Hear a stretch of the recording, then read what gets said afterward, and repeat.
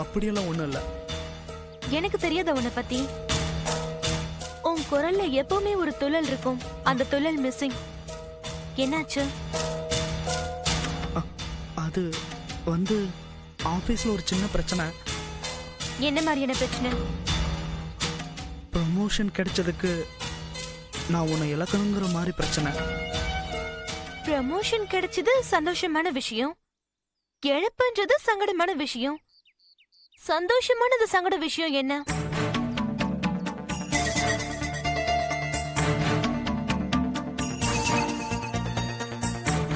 அது என்னன்னா, நேத்து எங்க எம்டியை சந்திச்ச போது எனக்கு அந்த கீர்த்தனா வேணும், அரேஞ்ச் பண்ணுங்க. உனக்கு ப்ரமோஷன், எனக்கு கீர்த்தனா. இப்ப என்ன பண்ண போறோம்? அதான் எனக்கு புரியல. ஒரு பக்கம் தங்கச்சியோட கல்யாணம் இப்பதான் நல்லபடியா அமைஞ்சது, இன்னொரு பக்கம் ப்ரொமோஷனுக்கு அந்த ஆள் வச்சிருக்க செக். எப்படி இதுல இருந்து தப்பிச்சு வரப்போறோன்னே தெரியல. நீங்க என்ன மாதிரியான முடிவு எடுத்திருக்கீங்க? என்னோட இந்த வேலை போனாலும் பரவாயில்ல, அவனோட கீழ்த்தளமான கேவலமான ஆசை நிறைவேறக்கூடாதுங்கிறதுல நான் உறுதியா இருக்கேன். உங்களுக்கு இந்த வேலை போனா வேற வேலை கிடைக்குமா?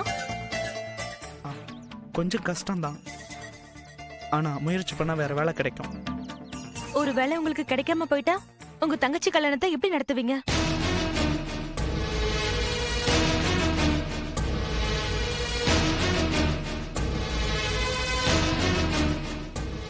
சொல்லுங்க, எப்படி நடத்த போறீங்க?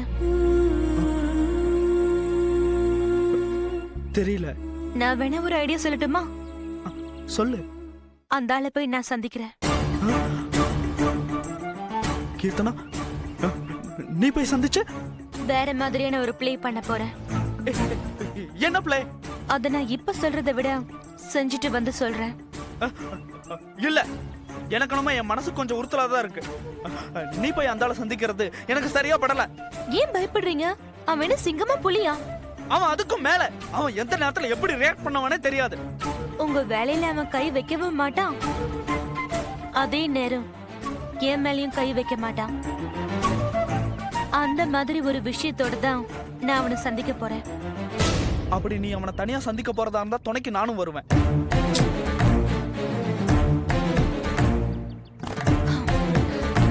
சரி, நான் போன 5 நிமிஷம் கழிச்சு நீங்க வாங்க, சரியா?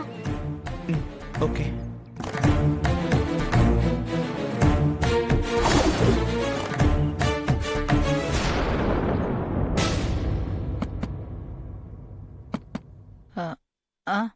எஸ், வாங்க.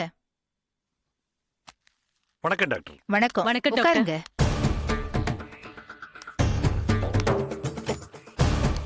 அவசரமா ஏதோ பேசணும்னு வர சொன்னீங்க டாக்டர். ஆமா, நீங்க சொன்ன மாதிரியே உங்க பையனை தனியா சந்திச்சு பேசினேன். என்ன பொறுத்த வரைக்கும் அவருக்கு எந்த பிரச்சனையும் இல்ல, நல்ல மனநிலையில தான் இருக்காரு.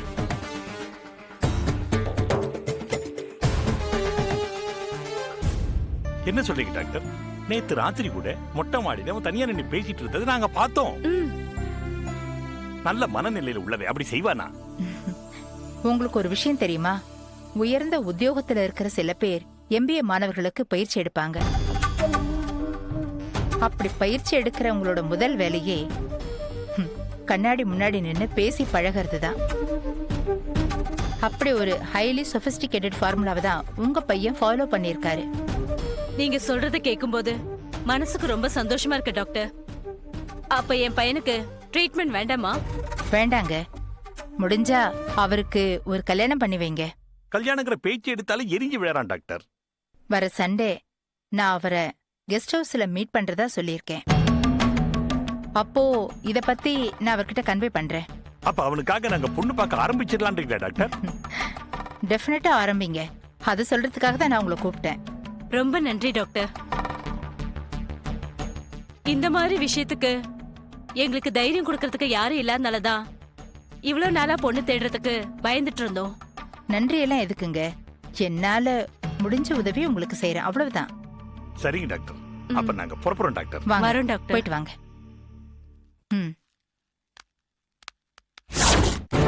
உங்க பையனுக்காக தான் நான் இத்தனை வருஷமா பகைய வச்சு காத்துட்டு இருக்கேன். சாகடிக்கிறதுக்காக நான் தேடிக்கிட்டு இருந்த ஆளுக்கு நானே ட்ரீட்மெண்ட் கொடுக்கறதுக்கான சுச்சுவேஷன் வந்திருக்கேன்னா இட்ஸ் கிரேட்.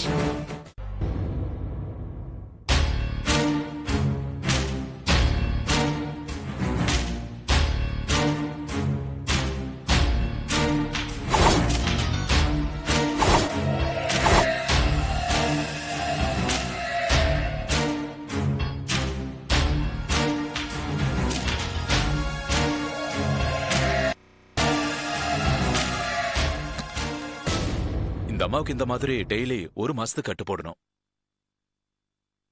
அப்போ நீங்க 1 மாசம் இங்க இருக்கீங்களா? அதுதான் எனக்கும் புரியல. இந்த மாற்று மருந்தான தனிமத்தின் சாறு இன்னும் 1 மாசத்துல கிடைச்சிரும். ம். அது வரைக்கும் உயிருக்கு எந்த ஆபத்தும் வரக்கூடாதுன்னா நாம இந்த மாதிரி தடுப்பு நடவடிக்கையை எடுத்துதான் ஆகணும் மேடம். சரி, அப்ப என்ன பண்ணலாம்? இவங்க உங்களுக்கு என்ன உறவு முறை வேணும்? அஹ், எங்க வீட்ல 15 வருஷமா வேலை செஞ்சிட்டு இருந்த வேலைக்காரி. ஏன், எதுக்கு கேக்குறீங்க? இந்த அம்மாவை எங்க ஆசிரமத்துக்கு கூட்டிட்டு போய் குணப்படுத்தி கூட்டிட்டு வரலான்னு நினைக்கிறேன். அஹ், சரி, நீங்க எது பண்ணாலும் அவ உயிர் பழிச்சாகணும். ம். அந்த மாதிரி பண்ணுங்க. எனக்கு கொஞ்சம் பணமும் ஒரு ஆம்புலன்ஸும் ஏற்பாடு பண்ணா நல்லா இருக்கும். ம், கண்டிப்பா நான் ஏற்பாடு பண்றேன்.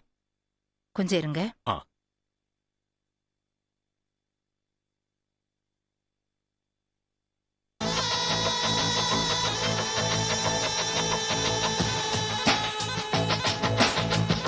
ராஜி அம்மா போயிட்டாங்களா? போயிட்டாங்க. என்ன கை ரொம்ப எரியுதா? பின்ன தெரியாதா? எத்தனை நாளைக்கு தான் நான் எப்படி நடிச்சிட்டு இருக்கிறது? நான் சொல்ற வரைக்கும் நீ நடிக்க தான் செய்யணும். இதோ நாளைக்கு வந்து கூட்டிட்டு போறேன்னு சொன்னீங்க. இத்தனை நாள் கழிச்சு வந்திருக்கீங்க. பில்டப் பண்ணலான்னு பார்த்தேன். ஆஸ்பத்திரியில டாக்டருக்கு வேற பணம் தரணும்ல.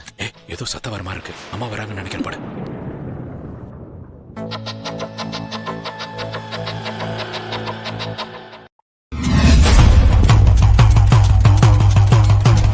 If you enjoyed this video, kindly like, share, comment, and for further our interesting videos, subscribe our channel below.